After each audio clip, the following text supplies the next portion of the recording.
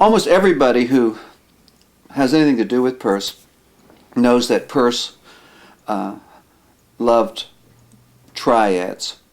And anybody who knows has or even the most minimal familiarity with his theory of signs knows that he divided signs ultimately into three great categories.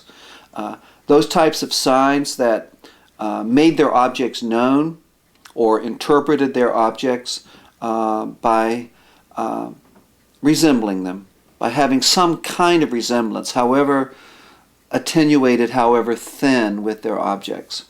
There are other types of signs that make their objects known and bring us into contact with their objects because they have some sort of connection with their objects. The way a scar, if you were cut by a sharp knife, the scar, or a jagged knife, the jaggedness of your scar is a sign that you were cut by a jagged knife. A bruise that you would have if you've ever fallen. Let's say I once fell and landed on my backside, and I had a small wallet in my back pocket, and of course I developed a bruise that was basically the same shape and size of that wallet. From one point of view, people would say that bruise resembled the wallet, but Peirce would say, no, that you learn what you learn about the wallet is not basically there based upon resemblance. It's based upon the contact. So it's an index. The bruise itself is an index of having suffered an impact, a contusion, and that the fact that blood vessels have been broken underneath the skin. And Peirce thought that pointing fingers, bruises, broken twigs, uprooted trees, a spot on your ceiling. If you have a sort of a spot that darkens on your ceiling, you may think that you could have a leak in your roof. Or there is some animal nest, perhaps between your floors, that is generating excess liquid. Let's put it this way, and that would be for Peirce an index. An index is something that leads your attention to something else because it's in proximity to it.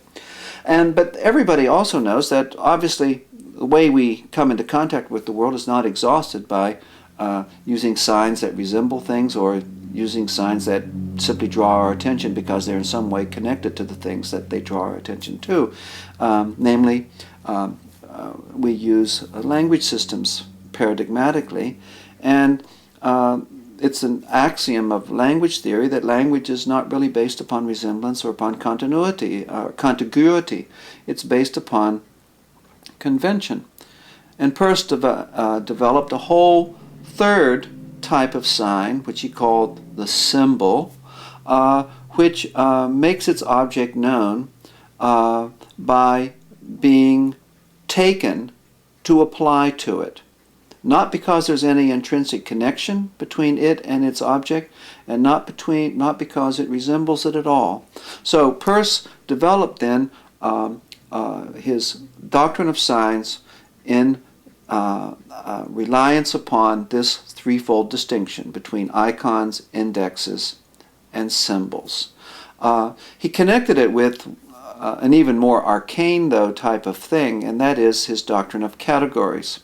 Because Peirce thought that everything that existed in the world was either a quality or it was a reaction or it was a law. Quality, reaction, law, or quality, duality, law, became for Peirce the three great sort of frames in which we were to understand whatever is in the most general sense of the term. Now,